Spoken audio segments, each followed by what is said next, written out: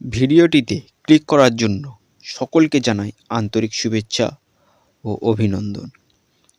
যদি ভিডিওটি ভালো লেগে থাকে তাহলে লাইক, কমেন্ট, শেয়ার এবং অবশ্যই করে চ্যানেলটিকে সাবস্ক্রাইব করবেন।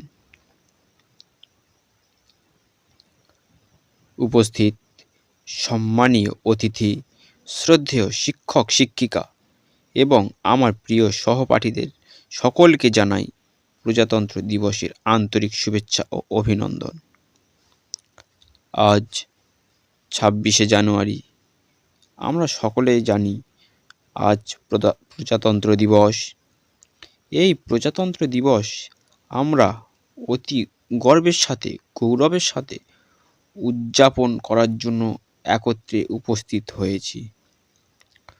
1947 সালে 15ই আগস্ট ভারত স্বাধীনতা লাভ করে, আর তার ঠিক 2.5 বছর পর 1950 সালে 26শে জানুয়ারি ভারতীয় সংবিধান কার্যকারী হয়।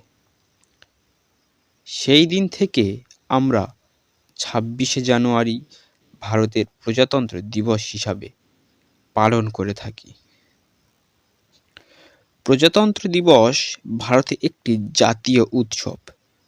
ভারতীয় সংবিধান হলো ভারতের সর্বোচ্চ আইন এবং এই সংবিধানের মুখ্য রচয়িতা হলেন ডক্টর বি.আর. আম্বেদকর।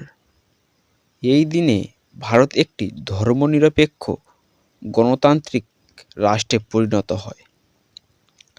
আমাদের গণতান্ত্রিক দেশে আমরা আমাদের রাষ্ট্রপতি, প্রধানমন্ত্রী ইত্যাদি নির্বাচন করি। প্রজাতন্ত্র দিবস সারা ভারতবর্ষে অত্যন্ত গৌরব ও উদ্দীপনার সাথে পালিত হয়ে থাকে।